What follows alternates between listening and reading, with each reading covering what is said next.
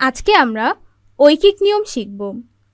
ঐকিক নিয়ম হলো এমন একটি পদ্ধতি যেখানে প্রথমে একক বা একটির মান নির্ণয় করে তা থেকে বেশি সংখ্যক বা একাধিক মান নির্ণয় করা যায়।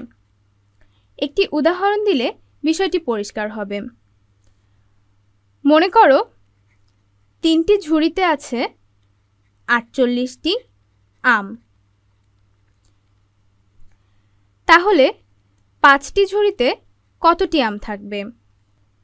এক্ষেত্রে সরাসরি এদের মধ্যে তুলনা করা যাবে না, তাই প্রথমে একটি ঝুড়িতে কতটি আম আছে তা নির্ণয় করতে হবে, কারণ একক সংখ্যার সাথে যে কোনো সংখ্যার তুলনা করা যায়।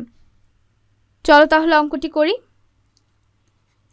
3টি ঝুড়িতে আছে 48টি আম, অতএব একটি ঝুড়িতে আছে 48 ভাগ 3 সমান 16টি আম।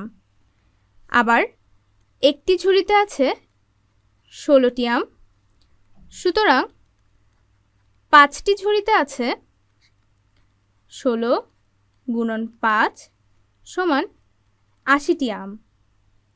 অর্থাৎ 3টি ঝুড়িতে যদি 48টি আম থাকে তাহলে 5টি ঝুড়িতে থাকবে 80টি আম। ঐকিক নিয়মে অঙ্ক করার সময় এটি একবারে লিখতে হয়, অর্থাৎ 3টি ঝুড়িতে আছে 48টি আম,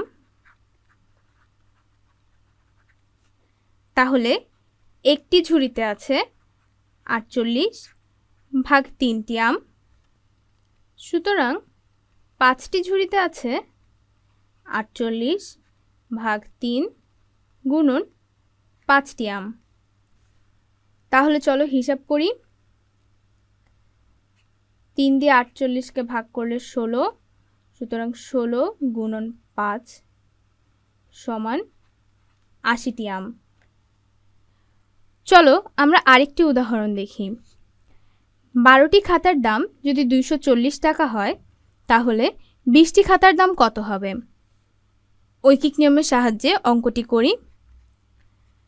12টি খাতার দাম 240 টাকা, তাহলে একটি খাতার দাম 240 ভাগ 12 টাকা, সুতরাং 20টি খাতার দাম হবে 240 ভাগ 12 গুণন 20 টাকা। চলো হিসাব করি। 12 দিয়ে 240কে ভাগ করলে 20, তাহলে 20 গুণন 20 সমান 400 টাকা।